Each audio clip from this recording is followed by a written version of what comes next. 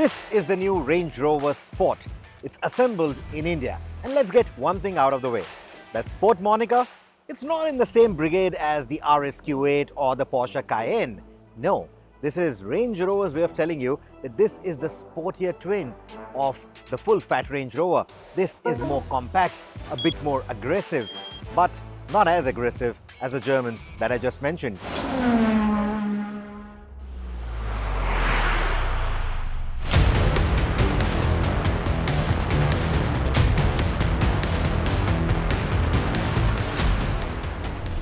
We're driving the new Range Rover Sport that's assembled in India, but let's get one thing out of the way.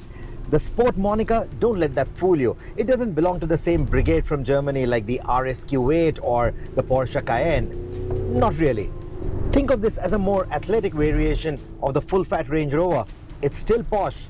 It still goes around bends with a lot more panache than a full-fat Range Rover, but it's still not got the same kind of sharpness, the same kind of attacking nature as the Germans that I mentioned.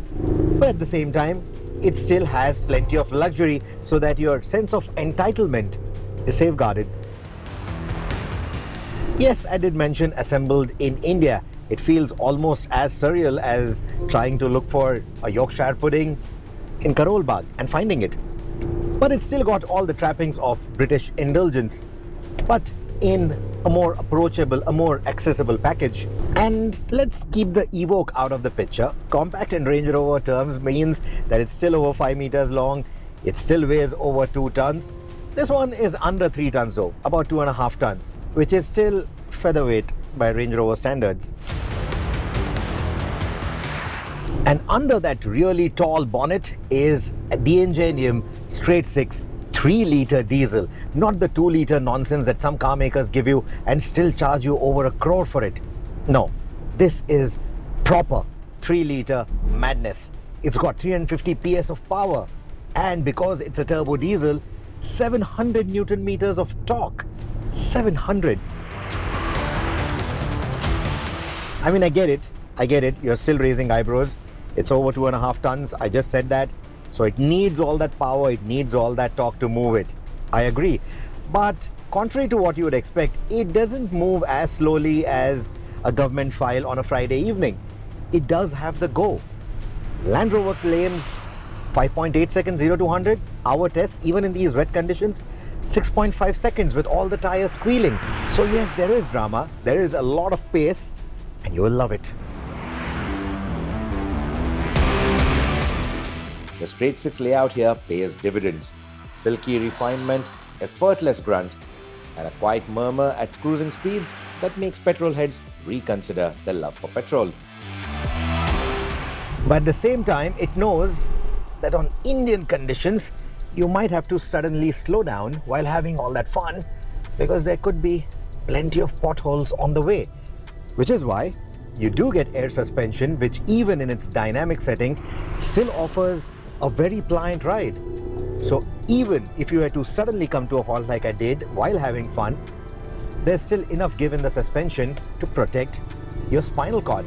Because by the time you can afford one in India, you usually have all kinds of back problems. What that also translates into, however, is that around the bends, like I mentioned, it does make its weight feel evident. Even in the dynamic setting where the chassis stiffens up, it's still a lot of weight, and it loves to throw that weight into the corner, but over the outer wheels. You get the drift. That said, the torque vectoring by braking does help in the corners. It helps it maintain composure, because otherwise, without those electronic aids, it's very easy to lose control of this big mammoth. Direction changes, despite all that weight, feel nice and quick. And the well-tuned steering definitely has a big role to play in that. It's got a nice heft to it. Even in the comfort setting, it still has a nice heft to it, but it never feels like a gym workout. Inside, the cabin is quintessentially Range Rover. The leather seats feel appropriately lavish, especially with their heating, ventilation and massage capabilities. Ideal when you are stuck in traffic, pondering over your stock market choices.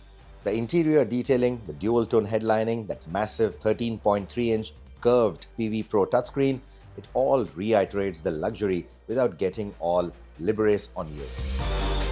This should have added grab handles so that ingress and egress would have been easier despite the tall floor of this car. But the visibility all around is excellent. Like I said, you get a nice commanding view of the road. And once you're in the cabin, you appreciate the minimalist design. Something that we love with the full-fat Range Rover, that continues with the Sport as well. I even like how subtly curved this infotainment is.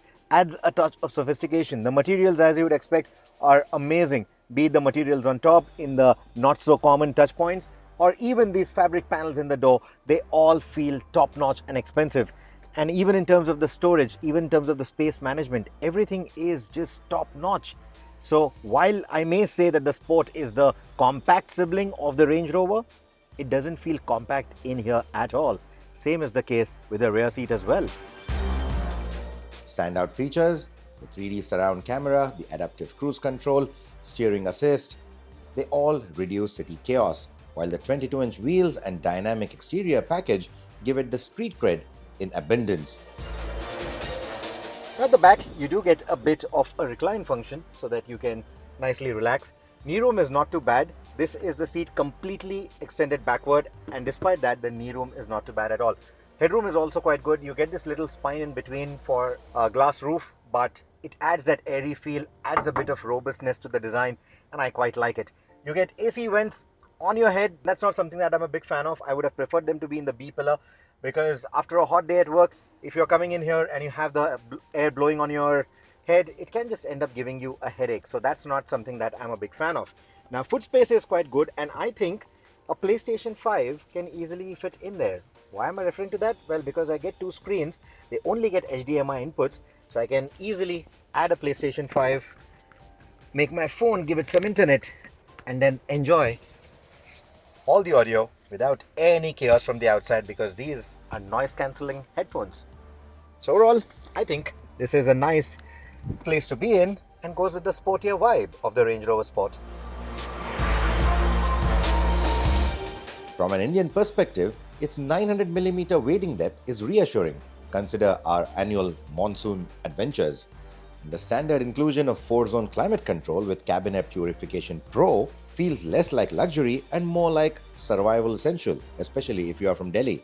Practicalities like gesture tailgate operation and powered rear seats underline that you are indeed buying convenience alongside prestige.